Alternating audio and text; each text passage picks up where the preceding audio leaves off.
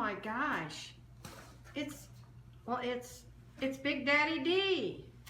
Yo, bro, it's me. It's Big Daddy D from IND, and I'm rapping to you to MSP because you gave me my break at the Big Blue Lake, where one night the talent crown I take. So, with you, I'm going to celebrate. And the Big 6-0 is right here today, and here's my sign to show you the way. Turn it over. Turn over. Turn it over. Oh. And the Big 6-0, that's your birthday, and many more. Well, a happy Sunday morning to you, Mr. Sports Quiz. A very special Sunday as you celebrate, yes, indeed, your 60th birthday. Hard to believe. You know, I thought about a special open for you, something like 70 and many walleyes ago. Your forebears gave birth to a large bluegill. That seemed a little fishy. Or perhaps, ask not what Sports Quiz can do for you, but what we together can do to resuscitate the god-awful Purdue football program. But I come back to something perhaps a little more simple, because you are, at heart, a simple man. In the honor of the late and now great, or is it great and now late, Yogi Berra, when you get to the fork in the road, take it. Well, Mr. Sports Quiz, welcome to that fork in the road called 60. You will find many familiar folks on the other side of the fork, some of us well along the back nine of life. The goal, of course, is to come up with as many easy par fours as we can as we finish out the round. You know, finishing out the round reminds me today's birthdays also include, and quite frankly, December 27th, excuse me, is a little light on celebrities after we get past you, of course. Former Yankee Roy White celebrating a birthday today.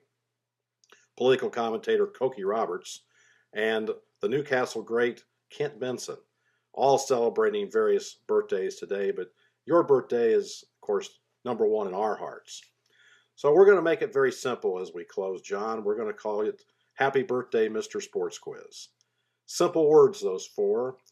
You could toast them with a fine Pinot or write them across a bright December sky above Lake Vermilion. But whenever you speak them proudly. Speak them earnestly. Speak them gratefully. Happy birthday, Mr. Sports Quiz. Happy birthday, Dad! Happy birthday from the Treasure State. Happy birthday, John. Happy birthday, Mr. Sports Quiz. Happy birthday, John, from myself and your favorite mascot, Goldie Gopher. Happy birthday. Happy birthday. Happy 60th birthday. John, happy birthday. Happy birthday. Happy birthday, Coach. We love you. Love you. Hey, John, happy birthday. 60 years. My God, if I could borrow a line from our vice president, I'd say that's a big fucking deal.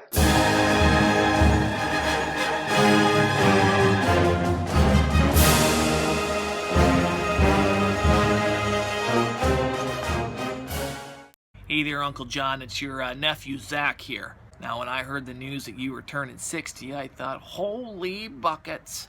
This guy better run for president. And the first is, I think we should finally get someone in there from Minnesota. Tell the American people why the accents on Fargo are so exaggerated. And then we could welcome those heads of state, take them up north, do a little bit of ice fishing, make some booyah, drink some pop and eat some tots, but no beer, because we'd be doing it on a Sunday. And then when there's a foreign policy crisis and you gotta fly Air Force One over there to Moscow, well, you could just walk right off that plane and say, well, isn't this for cute? You call this a snow? Come on, Putin, let's go figure this out. Play some duck, duck, gray duck. Would John make a good president, or should we convince him to run? John, I think, would be a great idea. It doesn't really require you to do anything more. It takes no experience. You don't have to have any strategies. And lo and behold, you've already written a book. So there's nothing else you really need to do. The perks that come along with this include going to Camp David, which I understand could be a great family reunion venue. And I always thought there would be a chance you might let me borrow your plane. Why do you think Uncle John should be president? Good question.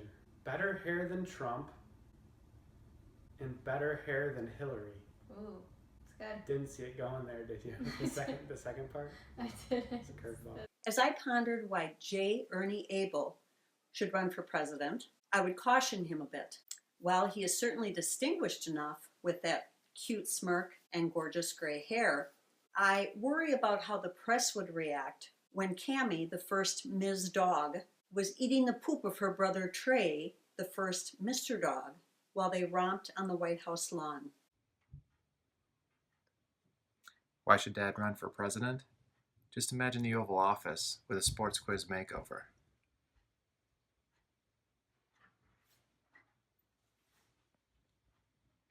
Not bad for DC. And these are the three reasons why Mr. Abel needs to be president. First of all, it's his diplomacy. He knows how to control his borders. He will not let his neighbors poop in his yard. He knows how to take care of business. Secondly, it's his strategy. When he was part of the Eden Prairie Boys Basketball Association, he was dubbed the Court Raccoon because he used to steal other coaches' garbage plays.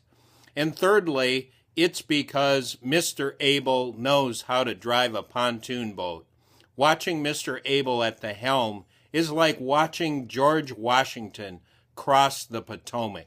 We think you should run for president because, first of all, you are the best party planner in the world. You would be great. And besides, that White House lawn could use a little of your expertise. Wouldn't that be cool? And your humor. You're love awesome, that. John. Yes. Who else is going to bring that many people together? With that fabulous intellect that Mr. John Abel possesses, we feel that he could become the next president of the United States of America. Now, we do feel that the office and the job of President of the United States is kind of beneath that magnificent persona of brilliance that John possesses. But he could do it easily on a part-time basis. Sure. Hey, John. It's me, the Golden Walleye. Long time no see. The Georgians told me to say that. Yeah, I've got a New York accent. What of it? Half your family lives in New York and they all sound like they was born in a cornfield. It's a travesty. Anyway, I'm supposed to talk about why you should be president. Do you know what I say to that? I say, to me, you's more than a president. You's my creator. You's literally created me. That's a good answer, right? Do I win? What do I win?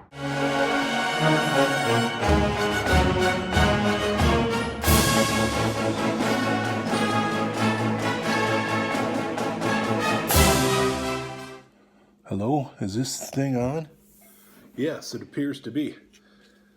You're wonderful kids, John. They sent me this hypothetical question. If I was trapped, or no, if we were on Ludlow's Island together for an extended period of time, what items would I bring with to bide the time, make things a little bit easier? Well, one I think would be a vast selection of heart-healthy snacks. The old John Abel might have preferred onion rings or french fries, but the new John Abel, we'd have to have some kale, okra, blueberries, antioxidant wine and such. I would bring a healthy supply of that. Another thing I would bring is Boilermakers. For me, a big ass jug of whiskey and a keg of beer, because I know I would have to listen to you for the whole time regale me of tales of Brian Cardinal this, Matt Kinzer that, Drew Brees this, Gene Cady this, Jim Gaffigan and his Hot Pockets, Orville Redenbacher and his popcorn. I'd need that just to at least get through the first hour of our time on Ludlow's, and to hear you regale us of stories of the Anderson Indians playing in the wigwam and having to get off the court early because the Alley Cats or the Champions had a home game. Another thing I'd bring is a vast selection of presents, because you always got cheated out of presents on your birthday, didn't you? Because Christmas fell just 2 short days before your birthday. So I would bring you extra presents to give to you on December 27th so I wouldn't have to hear your crying. And I think the last thing I would bring is probably a connection to the Magneto phone across the way, so that you would have at least a phone or an outlet of somebody but me to talk to regale them with tales of Vermilion, Lake Vermilion and Cook, Minnesota and such. Hi, Uncle John. It's Gary, your favorite nephew-in-law, and I'm here at Ludlow's at beautiful Lake Vermilion on a beautiful summer day. And I'm here to answer a very important question, and that is, if I were stranded here with you, Uncle John, what 3 things would I bring to make you happy and why. First and foremost, I would bring a bottle of wine, because we all know how much this family loves to drink wine, and you're no exception. You better get here soon, though, because I can't promise how long this bottle's gonna last, and I'm gonna start without you, so... So good. Secondly, I know how much you love to fish, so of course I would bring all of our fishing gear. But don't worry, I won't bring any of these. I know how that worked out last time.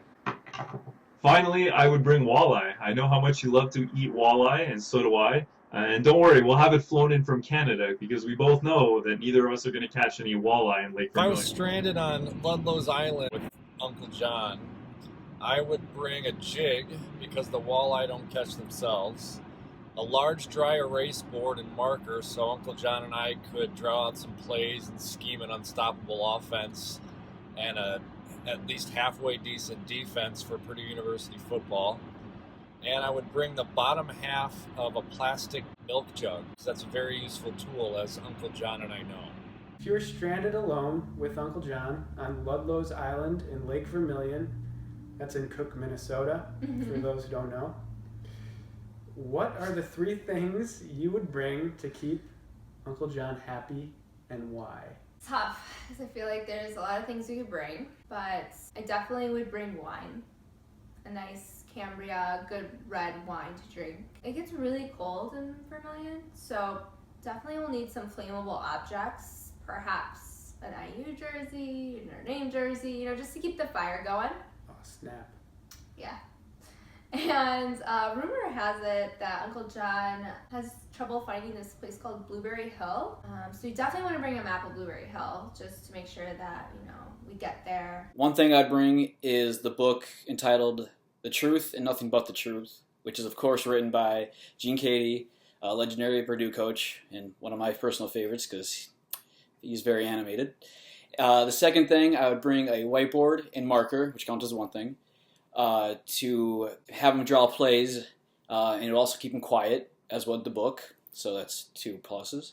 And the final thing I would bring is a solid zone defense with hands up. With respect to us being stranded on Lake Vermilion for several days, I thought it would be a requisite for us to have some wine, either some nice La Crema, nice Pinot Noir, or a Cabernet from Hawk's Winery, which would be kind of reminiscent of the Eagles that you have up in Lake Vermilion. In addition, we'd have some light reading, big moment, big stage, Big Ten. I'm sure you're familiar with that theme. And we would also have an extended playlist of iTunes, as well as some salmon from Costco. A bottle of wine, a ginormous wine glass, and a bottle of Advil. Hey, Leiden, what are the 3 things that Uncle John needs at Lake Vermilion? A park. Oh, a park would be a good idea. What else should he use? Oh, pizza. Exactly. Oh, and a sandwich. Is that with peanut butter? So he needs a park, a pizza, and a peanut butter sandwich? I think that's a very good idea. Is there anything else he needs? Oh, a banana. Yes, that sounds delicious too. And a pink flamingo. So we've identified some very important things. Whoa, me and Johnny stranded alone on Ludlow's Island in Lake Vermilion? Whew, give me a minute while I remove any naughty thoughts. Okay, in order to keep Johnny happy, it would be paramount to have a Purdue-themed survival kit filled with unlimited Cambria Pinot Noir, a good book, and of course Lauren, his child bride, dressed in a skimpy little University of Tennessee cheerleading outfit. Let me tell you, John, he's a man of few needs, but the things that he does need are very important. So the first thing that he would need, well, obviously, a case of fine California red wine, definitely. And I don't mean the boxed wine. I mean a case of wine that is there's some quality around it, because he's very snooty that way. But I wouldn't hold him against it. Don't hold it against him. The other thing is, alongside that would be a big plate of lasagna. So go figure. I don't know. Fine reds with a plate of lasagna, but, that's John. So, and then he's got to stay in the best cabin. So that's Stardust, right? So if this other person claims another cabin, just don't listen to it. And the idea is that it's got to be booked 2 years in advance, because that's just how John rolls. And then finally, concerning his attire, I would say look for fancy khaki fishing pants of some sort, the kind that can unzip and become shorts, with lots of pockets and, silly accoutrements, because that's important for John. And I think the reason is he needs to be able to flash into, kind of swim trunks mode if needed, because there might be a problem with the trolling motor, or he may end up swimming the channel on a dare. So these are all things to verify and check out. What 3 things would you bring to keep John happy, and why? Well, John is already happy in Lake Vermilion. Yeah, it's true. Yeah. So, fishing pool. Yep. One of those fishing hats with lures on them. Yep. Always fashionable. Yeah. And a boat for one for me to get off that island. Yeah, because if she's stuck on an island for any length of time, she becomes very difficult to live with. This is just personal experience here. Just islands and her.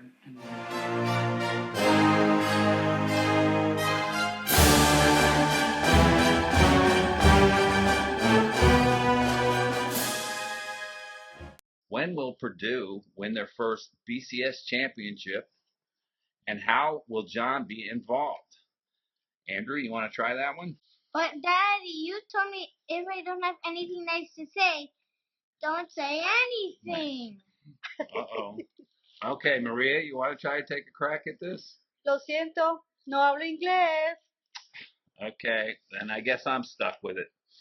All right. Well, anyway, at first I thought it was a typo and looked for the correction. Upon not finding one, I then thought maybe it was a joke in the middle of the questions, because everybody knows when it comes to football, Purdue doesn't win championships. It wasn't a joke, however, so I will answer it now.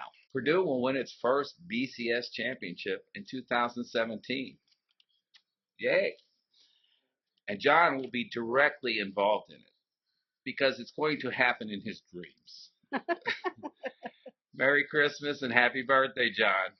We love you. Love you. Bye. Bye. Merry Christmas. When he thought that Purdue might win their first BCS championship, and I actually thought that was a trick question, because I don't think Purdue will ever win a BCS championship. So we won't get into that right now. Mr. John Abel, my goal today was to wake up early enough to catch Purdue football winning a game, or at least in something competitive. And I don't know if you can see behind me, but I missed the mark. I'm sorry. It's actually pretty difficult to wake up early enough on the West Coast to catch kickoff when the game's competitive.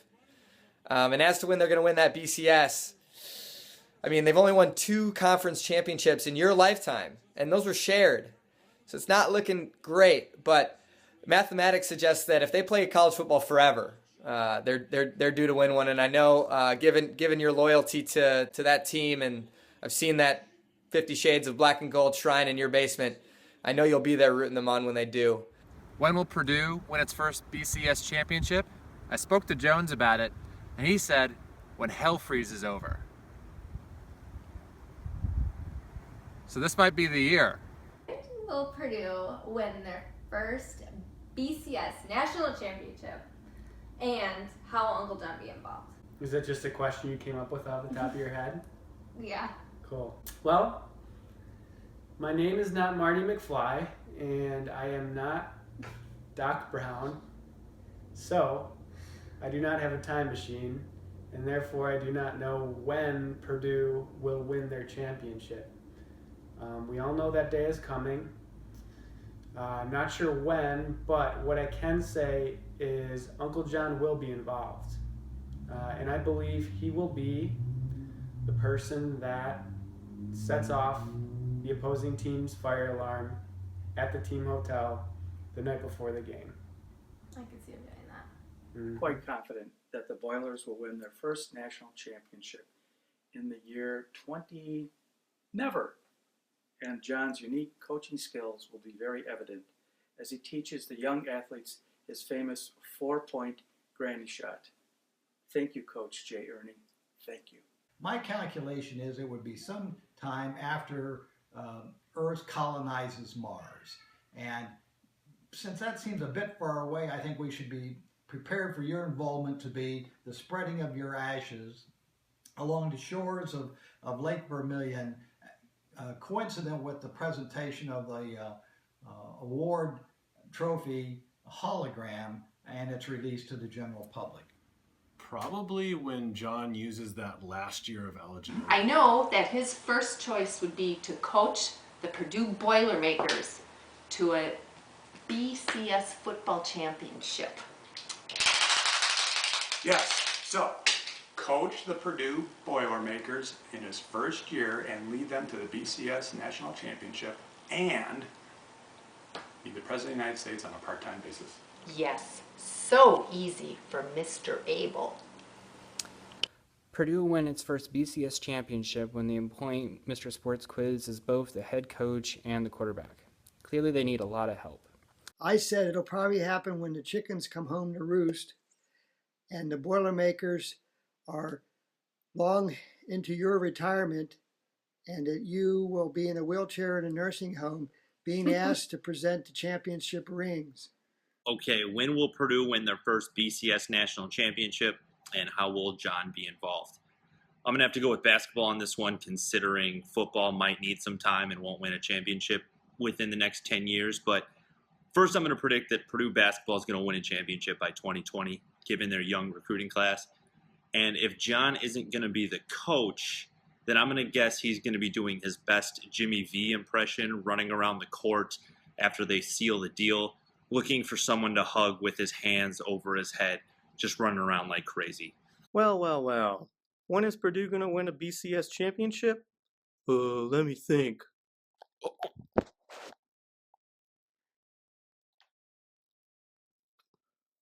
Oh, I don't know. They have to get through someone else first. But, Mr. Abel, if you're head coach, they might just stand a fighting chance.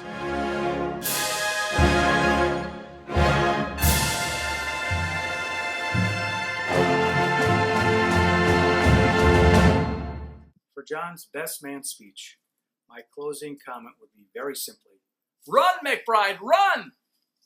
No, I would say, congratulations, Jay Ernie. We know that you married way up in the world, but I see a great future for you and your child bride, bringing 3 beautiful kids into the world in a quiet neighborhood with really cool neighbors. Scary thought, because I'm not a man, and I'm glad to say I was not a best man at your wedding. So if I were, however, I would say a lot of things about the knowledge and the wisdom and the learning and how intelligent you are and clever. And then I would have to throw in a tagline, something to this effect. John Abel will be a Division I husband to you, Lauren. D1. That's what I would say.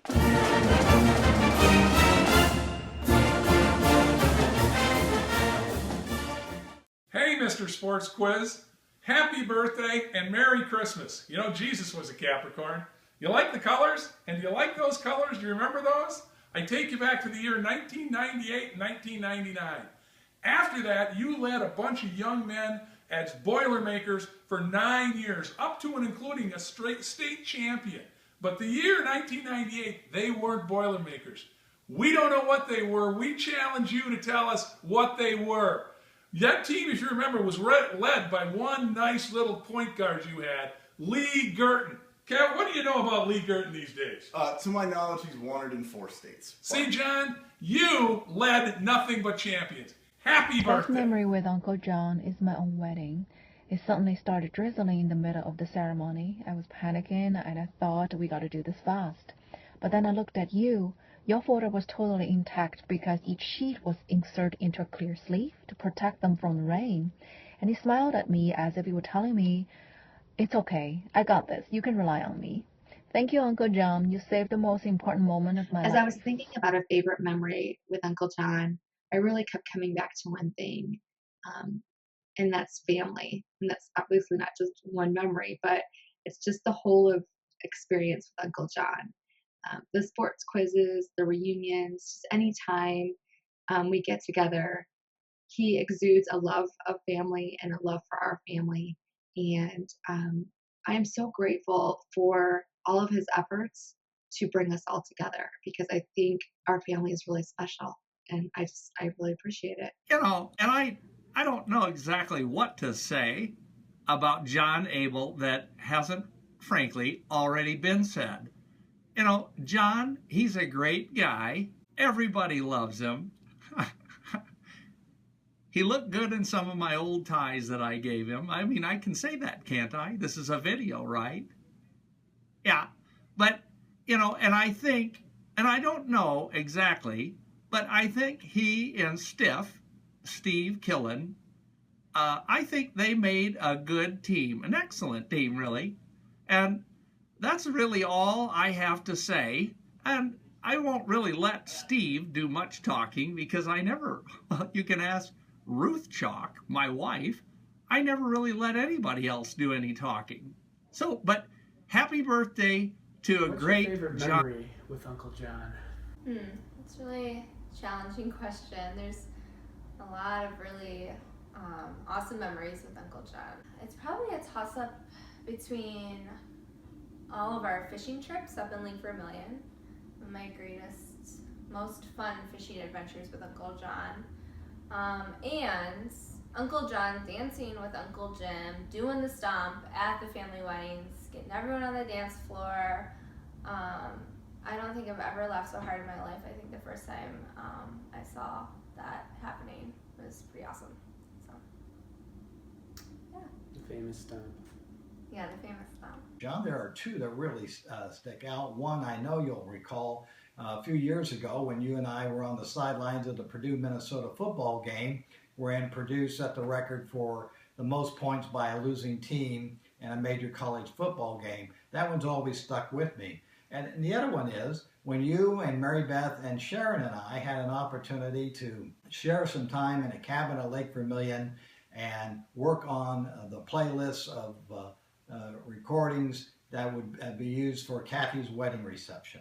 Hard to believe, 60 years. Coming to you from a beautiful Courtyard Marriott in Louisville, Kentucky, hence the generic wall art behind me.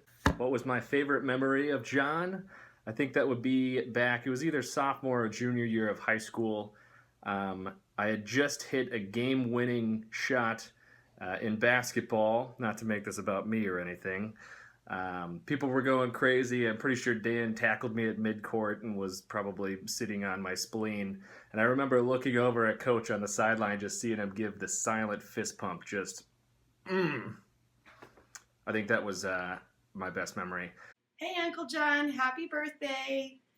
My fondest memories of you stem from you playing Santa Claus for us kids when we were very small, up to Mr. Sports Quiz and all the beautiful creativity that you've brought to our lives and our family. Happy birthday. Hey, Steve. All right. Have a good one. Sorry, Steve Martin just moved in next door. Anyways, I was just out here thinking when I was so rudely interrupted about why I wanted to wish you a happy 60th. And I think it actually revolves around my favorite memory that the two of us have shared. It's when I was in college, studying at Wash U in St. Louis, and you had a business trip scheduled. And so you let me know that you were going to be in town and you wanted to grab dinner. And I thought, well, that's great. I get to see my favorite uncle. And, you know, I'm also poor, so I've got to get a free meal of food. So that's ulterior motive. Anyways, we ended up picking CPK, California Pizza Kitchen, and boy, we wined and we dined. We had appetizers, and we had pizzas and salads and desserts, and, you know, we really bonded, I think is what happened. Towards the end of the dinner, you know, you got up and excused yourself to go to the restroom.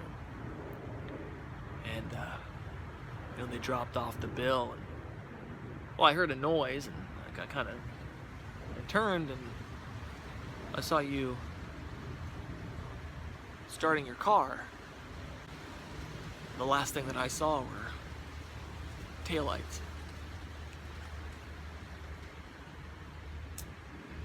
I would, I'd be lying if I said at the time it was a little bit upsetting, but now I actually really value that lesson. It was never trust somebody who voted for Jesse the Body Ventura. And I will hold that very dear to me for the rest of my life.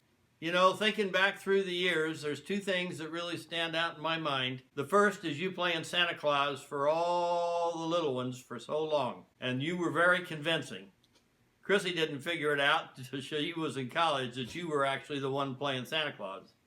So I think you did a pretty good job. The other one is sort of more general in nature. And that's just the way you put your heart and soul into keeping the family together and communicating and heading up our reunions and all of the things that we do that bind this whole amorphous group into one big, beautiful family.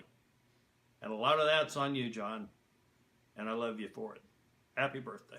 One of my favorite memories of John shows the generous nature of the man. Actually, it was captured by National Geographic in a documentary called Saving the Fricking Pond. It depicts John's courageous efforts to treat the fabled Abel body of water and to save the endangered speckled mud puppy from extinction. Thank you, John. Just frickin' thank you, John. My favorite memory of John is when we worked together in the Sports Information Office back at Purdue in the mid-'70s. I had just conducted, more like a chewing out from head football coach Alex Agassi, the cigar-chomping, profanity-spewing head football coach at the time. He did not like a player interview that I had conducted earlier in the week, and he let me know. So as I returned to the office, I was explaining all this to John, and I was a bit shaken at the time. And John let it all sink in, and then he said very optimistically, "Well, Terry, any chance he offered you a cigar at the end of the chewing out?" And the answer was no. He kicked me out of there as fast as humanly possible. But I always appreciated John having the optimistic and funny side of things, even when things weren't going well. And lastly, I'd like to say, John, on your 60th birthday, I'd like to say that our family thoroughly enjoys the Christmas letter. And when they all return for Christmas, the first thing they say is, "Where's that Mr. Sports Quiz letter? We got to read that." Hey, John. Jody Daler here, and this is my dad, Sam. And we were just talking about, you and your big event coming up. Dad, do you remember John and Lauren? And they have 3 kids. Yep. Katie, Dan, and Mary. I think you met him a couple of times. Yep. Great guy, has great hair. Yeah. Yeah. What do you remember about John? I remember him driving over my trash.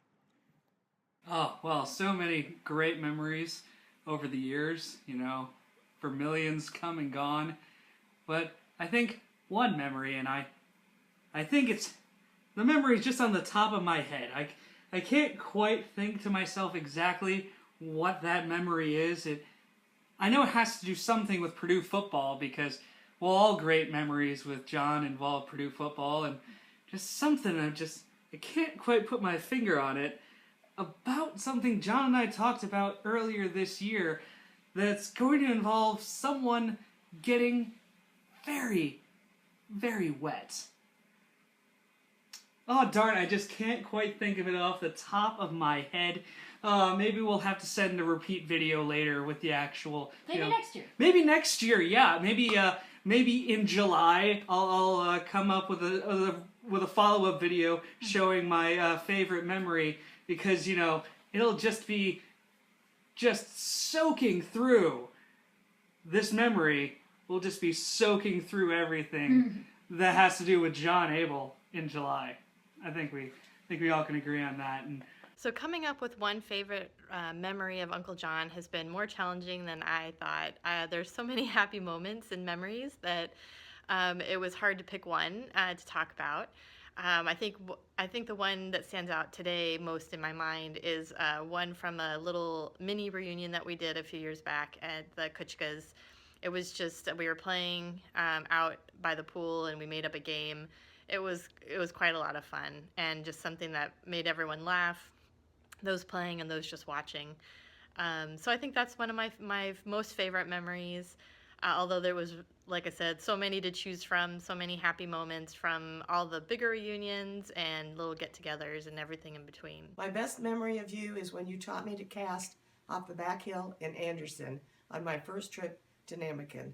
Love you, John. Enjoy the day. Trying to think of my favorite memory with John is next to impossible. He is just that funny.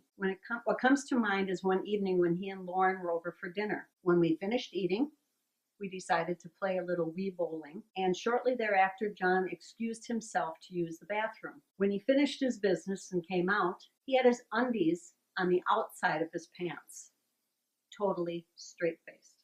David, what are you doing? Well, you know, it's that time of year. It's nice. It's getting close to John's birthday. The weather's getting chilly. It got the old fire going. I just like to get out the family album and look at some of the old pictures.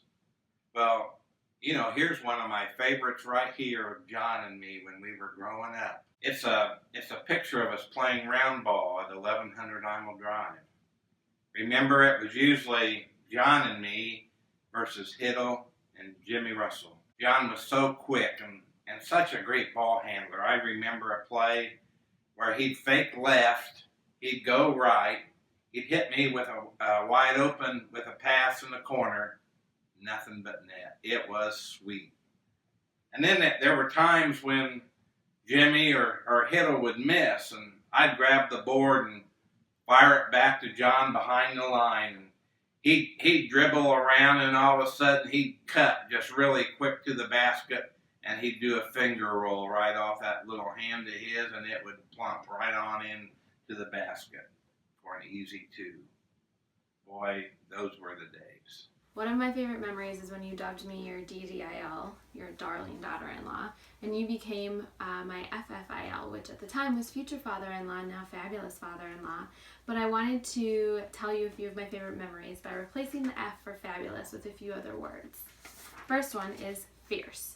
You are the most fierce opponent, whether it's playing heads up or in Purdue-Vanderbilt matchups, which you recently won. Congratulations. You are fancy. You have the most incredible handwriting that I've ever seen, and Dana and I were so lucky you were willing to address all of our wedding invitations for us in your beautiful script. Foxy, you are a silver fox. I hope Dan can gray as nicely as you have.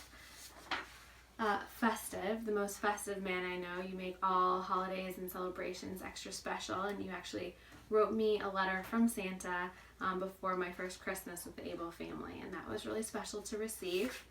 And you are a fan. You are the biggest sports fan I've ever met in my life, and have welcomed me into Sports Quiz Nation, and it has been so fun. So happy birthday, Mr. Sports Quiz. We love you. See, my favorite memory with you. That's a hard one because there are so many. But just a few of them would have to be fishing on Lake Vermilion, of course. And then I can never forget about the countless hours that we spent on the soccer field together with you as my coach, practicing my corner kicks, my penalty kicks, until I perfected them. It was really, really, really special to me to have you there. I also love the moments where we just sit around and we talk about the most meaningful things in our lives, and we play games, and we just enjoy each other's company. But I think the moment that tops them all would have to be about 14 years ago. In 3rd grade, you came to my Valentine's Day daddy-daughter dance. This was really, really special to me because I got to have you all to myself. You were my special date, my first date. The first man that I ever loved. And you just really made the night very special for me. I was very young, so I don't remember everything, but I remember how I felt. I was so excited. You gave me my very first corsage, and I still have it today. I wrote a paper about this night. Miss Haddon gave me an S+ instead of an E, but we won't hold it against her. But we just spent the night dancing, making snacks, decorating cookies, making crafts. I remember we made a picture frame for Mom, and I know that we also requested My Heart Will Go On and These Are the Special Times by Celine Dion. I have a very favorite memory, actually multiple very favorite memories with my poppy. One of which is Anytime when I was younger, we would go and look for thoughtful spots. Could be around Starring Lake or in the woods behind our house or up at Lake Vermilion, Blueberry Hill, any of those places. I also really loved planning the Olympics from the reunion of 1992, and I won the Golden Walleye Award that year because my poppy helped me. And also shopping for my newly acquired Jeep Patriot, which I happily drive around all over town. Happy 60th birthday, sweetheart. It would be impossible for me to wish you a happy birthday with just one memory, so I'll have to give you a few. I want to thank you for providing me with a beautiful and romantic courtship and a very magical wedding proposal. In addition, I'd like to thank you for teaching me how special it is to celebrate birthdays and for making birthdays and holidays fun for our entire family. It's wonderful to remember all of the times that you recognized our children's achievements with awards and plaques and encouraged me to make special dinners for them. I appreciate that you've shared your faith and your commitment to God and our family with me. And thank you for using your sense of humor to lift me up when I couldn't do it for myself. Thank you for taking great care to design my anniversary rings centered around our family and the life we created. And I appreciate your support in my choice to stay at home with our children as they were growing up. Thanks for helping all of us, the kids, myself, and extended family, to understand and appreciate the beauty in God's creations, especially Lake Vermilion. Beautiful Lake Vermilion. And thank you for standing by my side and loving me for 37 years. John Ernest Abel, I wish you a very happy 60th birthday. I love you, and I'm looking forward to many more years celebrating with you.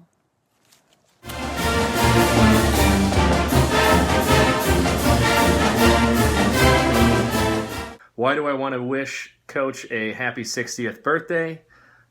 He's been an incredible role model for me throughout my life and many other people as well, and somebody that I will always look up to for many more years to come. Happy birthday, Coach.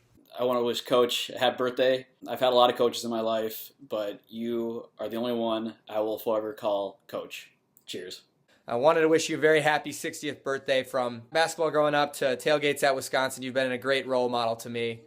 And that loyalty, that optimism, that love of family will always be instilled in me. So happy birthday. Now, why I want to wish John a happy 60th birthday. He was the first coach I had in basketball. Him and his family have meant a ton to me over the past 20 plus years. And I want nothing for the best for you, Coach, and I'm happy you're doing well. Love you guys. Happy birthday, old man. Welcome to the club. Happy birthday, John. We love you. Have a great year. From your very favorite neighbors, Dibab and Janiqua. We would like to wish Mr. John Abel a very happy... Though not worthy. So please forgive our boldness. Yes, please forgive.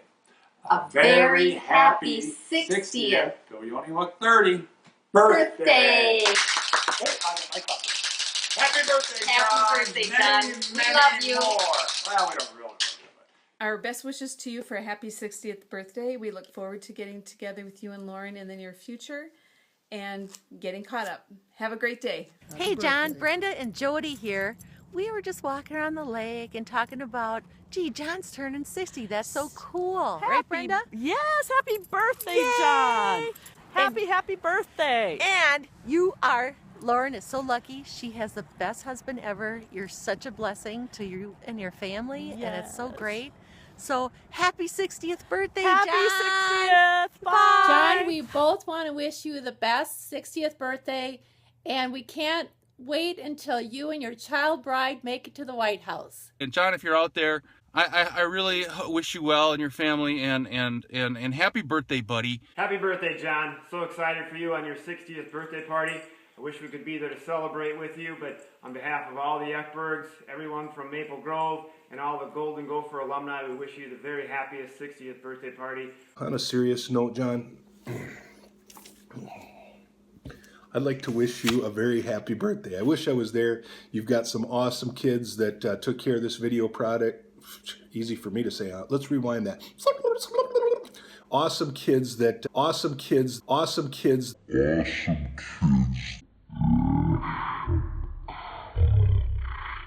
Had the foresight to put together this video project. And lastly, it wouldn't be me if I didn't make you a, happy birthday, John Abel. We love you. Again, happy birthday. Merry Christmas to you and your family. Now go have a happy birthday. I love you. You're an idiot. You make me laugh more than anybody except Jim Fisher. And I want you to go and have a great birthday. All the best. I could say I wish I was there to help you celebrate, but that would be a lie. Because it's about 80 degrees below my comfort zone. So I'll have to make you a deal. I promise you, when I get up there, when that godforsaken place thaws out up there, I owe you a cocktail. Or a bottle of wine. Hey, either one. Happy birthday. Happy birthday. Happy birthday, John. We would like to wish John a happy birthday because he deserves one. He has been a great husband, dad, and brother-in-law. He would always make me feel welcome and us feel welcome as a family while visiting. He is someone you can point to and say, if everyone acted and lived their life like he does, the world would be a much better place. Well, except for the Purdue stuff. That gets a little nauseating after a while. Just kidding, John. We love you, and we wish you a great Happy birthday, John, from the Billings Bureau. Happy birthday, Uncle John. Hope it's a wonderful year ahead of you. And sorry, we're not all there in person to celebrate with you, but we're thinking of you and sending our love. And I want to wish Uncle John a happy 60th birthday because he's helped bring the family together so much over the years. So happy birthday, Uncle John. Happy 60th birthday. We hope you have an amazing celebration. You truly do so much for our family with sports quiz and the reunions and really keeping everyone connected, and you just deserve to have the most fabulous day ever. We love you, and happy birthday.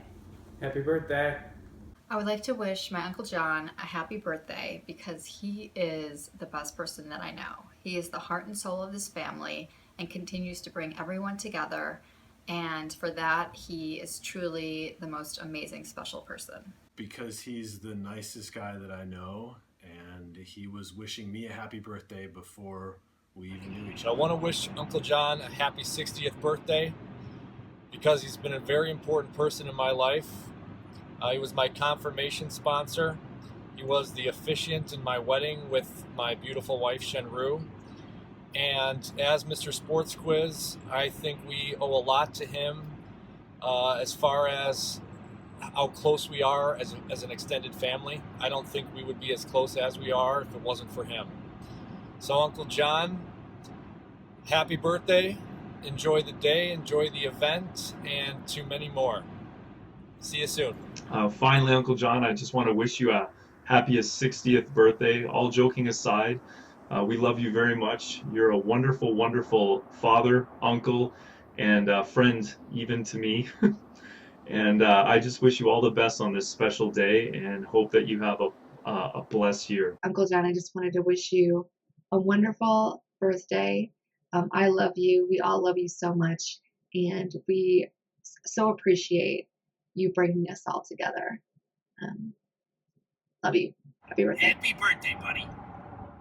60 years of blissful three-dimensional life you've lived. Must be nice.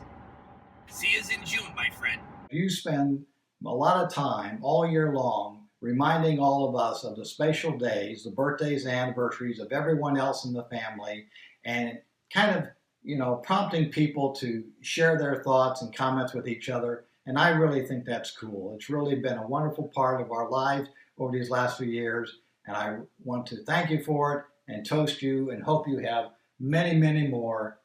Congratulations on your 60th. Well, from all of us down here in Georgia, Dan will owe us one. Well, that's very true. Dan will owe us one, which is big. He's good in that regard. He works for Google, that's and YouTube, so he's clearly got some connections there in the internet world. And we millennials, we do a lot of stuff with the internet. So, that's... I never leave the house. Yeah, we never leave the house. We're all internet all the time down here. So, we also just wanted to thank John for all the great memories we've been able to have. All the fun times we got to have dancing at our wedding, dancing at Dan and Jess's wedding. There's been a lot of dancing and a lot of weddings that involves John, especially John and my dad. And we can't wait to see more of that as we move on. And, we can't wait to catch up with Mr. Sports Quiz here in a few months when, we have our wonderful memories together, our memories that are built at Lake Vermilion. What else should we say? Why do we want to wish Uncle John a happy birthday? Why do we want to say happy birthday? Happy birthday. Yay. You say happy birthday? Birthday. That's why. Love you. Bye-bye. It's a glorious day, the big 6-0, so I hope you have a great day. Happy birthday. I'll see you soon. Years ago, Monster Peace Theater prepared a video honoring the special day of one Uncle John Abel. Now, decades and decades later, Monster Peace Theater again raises its ugly head to pay homage to an older and wiser Uncle John. This may or may not meet the objectives set forth for this homage, but it tries to tie in all the things that Uncle John holds near and dear. The Mr. Sports Quiz hymn. Down by Vermilion in old Sports Quiz land stands Uncle John, serene and grand, cherished in memory by all his friends and family too. Dear Mr. Sports Quiz, our own Uncle John, fairest in all the land, happy birthday, Uncle John. Fairest in all the land, happy birthday, Uncle John. Why do I want to wish Mr. Sports Quiz a happy birthday? Because all he ever does is try to make us happy. Exhibit A.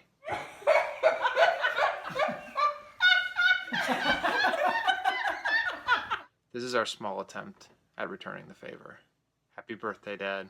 We love you. Why do I want to wish John a happy birthday? Because he's the best FFIL in the world. Really like to wish my poppy a happy birthday because he's the best poppy ever. He is very special to me.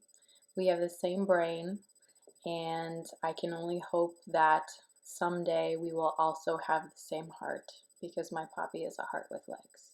Love you, Poppy. I want you to have the best birthday, Dad, because you truly deserve to feel special. You have made it your lifelong goal to make your friends and your family feel very special as often as you can. Katie and I always say that our boyfriends and our future husbands have a lot to live up to because our expectations for what makes a good man are so, so high. I love you so much, Dad, and I couldn't ask for a better role model, confidant, friend, and father. I'm incredibly blessed to have you in my life, and I thank God for you every single day. Happy birthday. I love you to the moon and back. Hey John, we're here one more time to celebrate your birthday, and I have Catherine and Sophia here, and we're going to sing Sophia's favorite song for you on your birthday. Hail, hail to old Purdue, all hail to our old golden black. Hail, hail to old Purdue, our friendship may she never lack. Ever grateful, ever true, thus we raise our song anew. Boiler up of the days we spend with you. All hail our own Purdue. Yay!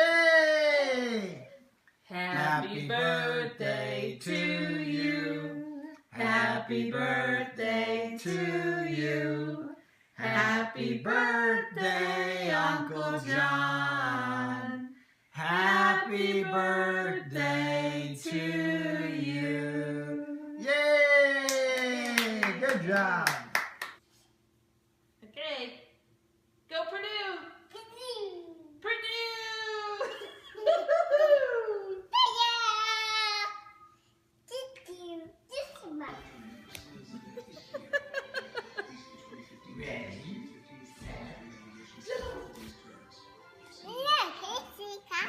Yeah, sure. Hi, I'm Bob. And I'm Sarah. And we are the members, The only members of the Eden Prairie chapter of the John Abel Fan Club. Now, Mr. John Abel, well, what can I say? The world, our world, rotates around that magnificent... Wait, it's not rotates, it's revolves. Ah, yes, revolves. What can I say? The world, our world, revolves around that magnificent persona known as Mr. John Abel. Hello, is this thing on? John Abel, 60 years old. I never thought he would last this long. Think of his lifestyle. No coffee, no fish oil, guzzles red wine like water, lives in some godforsaken town in northern Minnesota, freezing his butt off. I heard he was selling jewelry for a while, then he got involved in some healthcare scam. It's a shame. John could have been one of the greatest. He had the talent, he was a natural, he could have been hosting The Voice, American Idol, the Oscars. The camera loved him, women wanted to be with him, men wanted to be him. What happened, you ask? I remember it like it was yesterday. The mid-'80s, Armstrong, Lancaster, Pennsylvania, advertising department picnic with John Abel as master of ceremony. Everything was going well. Then it happened. Pie, oh my. A career ruined, Bud Bray disgraced, John's career over. How? Why? Oh my. Don't believe me? Maybe you'll believe this guy. You know, it's really a shame. John Abel could have been really good. I mean, not Double Dare good, but maybe Hollywood Squares or Dating Game good. As a matter of fact, I was told that the one thing you can never overcome would be the great Pie Oh My fiasco of 1984. Is that true? It's really a shame. So there you have it. One of the greatest talking about what could have been. I only have 60 seconds, so I can't go into details, but John can tell you the story, maybe after a bottle of wine or two. Anyway, happy birthday, John. I think I'm supposed to get mushy at this point, but I'm not going to do it. I think your family's probably been kissing up to you a good bit. So anyway, have a great day.